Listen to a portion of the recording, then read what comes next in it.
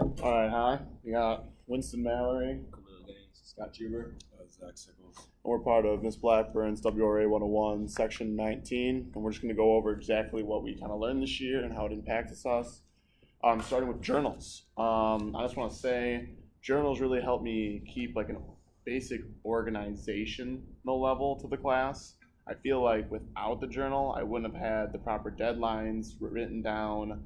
I wouldn't have a good amount of work done for projects beforehand, just so I had like a basis of organization for each project. And it just really helped me keep my kind of life outside of class, my WRA life outside of class together.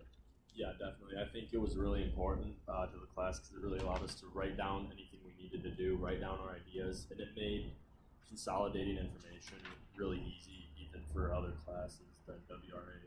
But when you're doing drafts, when you're trying to get deadlines done, that kind of acted as a planner for me, so it was extremely helpful. Yeah, I could pretty much say the same thing because it just kept me in check with this class and just like basically kept me on top of everything that we went over throughout this semester. So it was pretty helpful.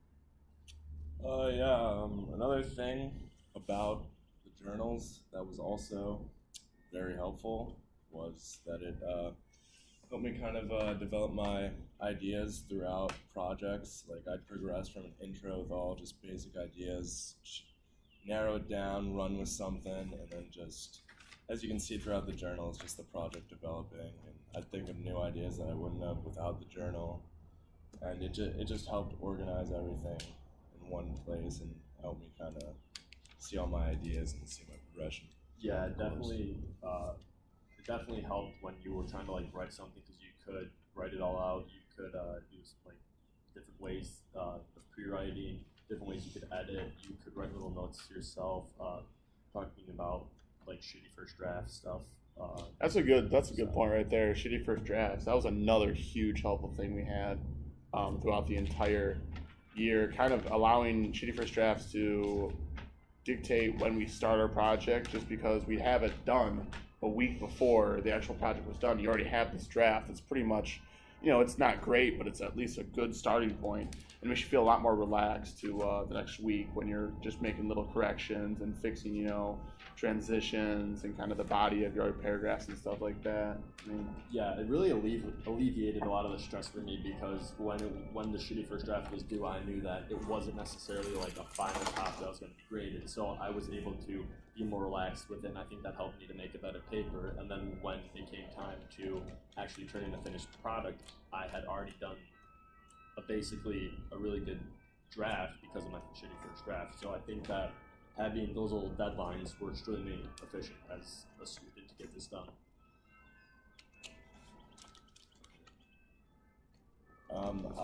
One thing about sheet first drafts, I used to not really draft at all in high school. I just write some the night before. That's kind of what I did for project one. And then when I got it back, I realized like how shitty it was. So drafting's definitely important. It's nice. You can just write down all your ideas and not worry about a grade. Then you can go back, fix it, and it makes for a whole lot better paper. Give you a chance to make everything crisp and detailed.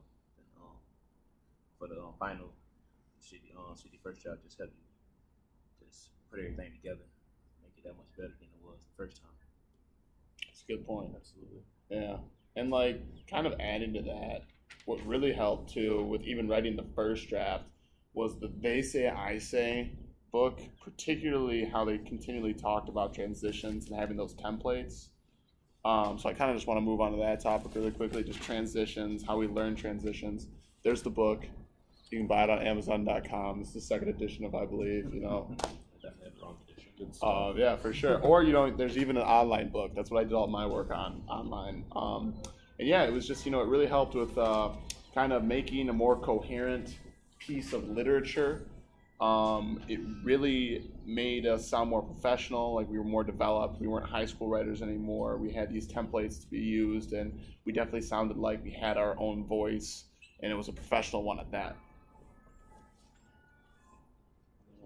I mean, I definitely agree. I think the templates were a huge help to me because it really helped to focus my writing at least, to make sure I didn't go off on any tangents and to make sure I didn't look over any important details that might not be as apparent to my reader as they were to me.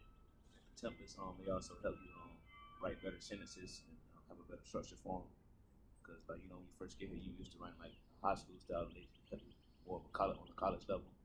So that's pretty much all I have. Some of the templates really helped me with in particular were setting up arguments and making them sound clearer and be more effective.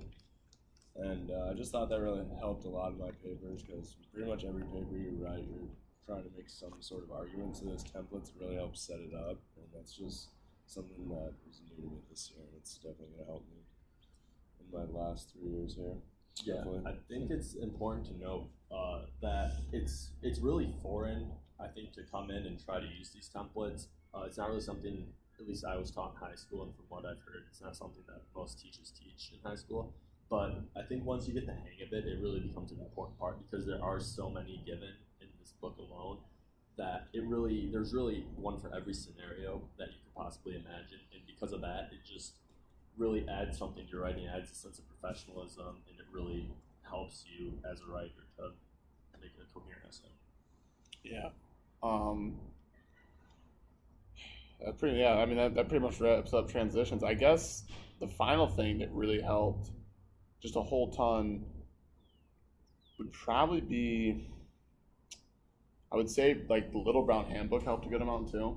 I mean, that was like, it was a lot like they said. Oh, I think we have a copy as well. It was a lot like they said. You get this at the Spartan bookstore, by the way.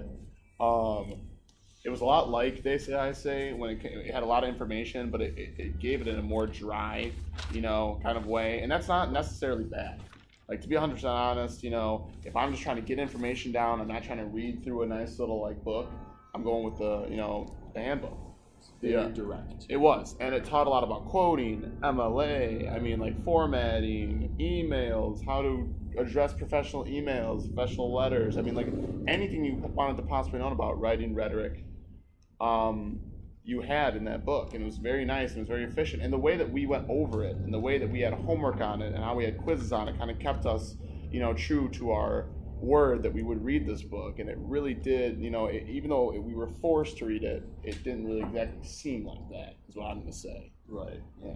I mean, it's a huge resource, even if you don't need it for a specific class. I mean, we didn't even go over all of the things in it, but there are really there's some huge hints in that book about other types of writing that we just didn't cover this year. So I think that even after this year, I'm going to keep it and just continue to reference to it anytime I think it might be necessary. Yeah, definitely. Something I did for a Little Brown Handbook is I would journal my readings, and that would help me apply it. And some very helpful ones were when we talked about plagiarism. A lot of people don't know that they commit plagiarism accidentally, like very commonly, and LBH 53 in particular, it really helps you see what's plagiarism, what's not, how to get rid of that accidental plagiarism, and how to tell when it's deliberate versus accidental. That was just really helpful with all the research projects because you cite your sources and all that all the time. So it's definitely very important. And yeah, Little Brown Handbook, just like that's one example, and it just helped a lot throughout the course. Definitely. It would also give better tips on how to take notes, become a better paragraph writer and stuff like that. Also, like summarizing conclusions, give a better introduction, just pretty much help you with everything throughout writing. So it's a pretty good book for you trying to become a better writer.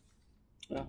And back to what Zach was saying about plagiarism, I think one thing that was really helpful in this course was the fact that plagiarism, it was an issue that you couldn't plagiarize, but if they really went into detail about unintentional plagiarism, and instead of trying to get you in trouble with anything you might not have understood, instead the focus is more on you learning, so in the future nothing bad happens like that, because a lot of professors might try to just bust you and just try to get you in trouble and make you just really not confident in your ability to write, but that really wasn't the impression that we got from talking about plagiarism in this one.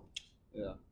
And I think that pretty much wraps up our little powwow. WRA was a great time. It was was less of a class and more of a experience. That's what I'm gonna say finally. I definitely learned a lot there. I think it's actually going to be one of the classes I use going into my future. So, Thank you. Learn others. Yeah. Thank you, Ms. Blackburn. Thank you.